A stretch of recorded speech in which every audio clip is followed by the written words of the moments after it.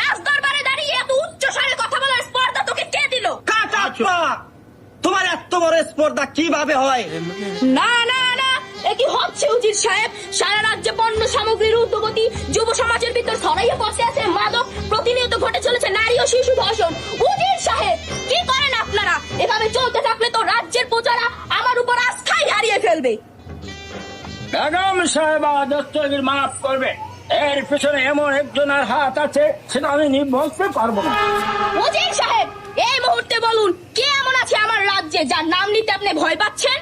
মহারানী, তার নাম নিলে আপনি আমার গর্দান কেটে নিবেন। উজির সাহেব, আপনি বলুন কে আমার রাজ্যের বেহাল অবস্থা করেছে? সে যেই হোক না কেন, আমি তার উচিত বিচার করব। মহারানী, ভয় বলবো না নির্ভয় বলবো? আপনি হাঁটু কাঁপাকাপি বন্ধ করে নির্ভয় বলুন।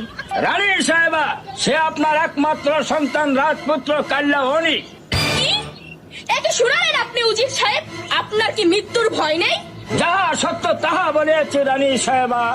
হে হে খোদা, তুমি এই দিন দেখার আগে আমার মৃত্যু দিলে না কেন? কেন কেন? অল্প বয়সে জাহাপনাকে হারিয়ে এই বিশাল সাম্রাজ্যের ভার কাঁধে তুলে নিছি, আর মরার আগে একটা কুলাঙ্গার জন্ম দিয়ে মরে গেছে। বাপটাও যেমন হয়েছে, পোলাটা তেমনই হয়েছে। মহারানী কিছু বলছেন? না উজির সাহেব, এই কথা যদি সত্যি হয় তাহলে আমি আজকেই এর কঠিন বিচার করব। এই মুহূর্তে রাজপুত্রকে বন্দী করে দরবারে হাজির করুন। সেনাপতি, আদেশ করুন জনাব। কিসের জন্য আমাকে ডাকছেন? এই মুহূর্তে রাজপুত্রকে মাঠে ঘাটে পথে প্রান্তে এমনকি ছেলেগো বাড়ির ব্যাঙ্গের গর্ত থেকে হলো রাজপুত্রকে অ্যারেস্ট করে রাজদরবারে নিয়ে আসুন। ব্যাঙ্গের গর্তের বিচারে কেন?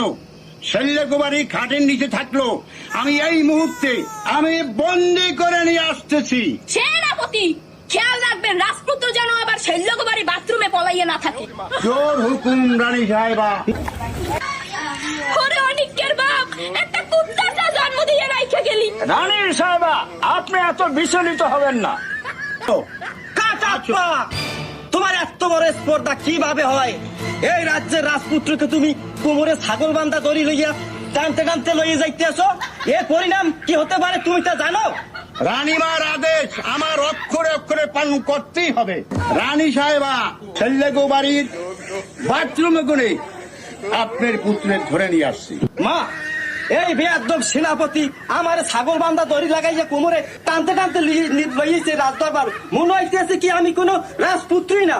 খুলে দিতে বলো আমার বাঁধন, আমি পতন করবো এই বেয়াদব কাটাপ্পাকে। চুপ কর কুত্তার ছাড়া! রাজদরবারে দাঁড়িয়ে এত উচ্চ স্বরে কথা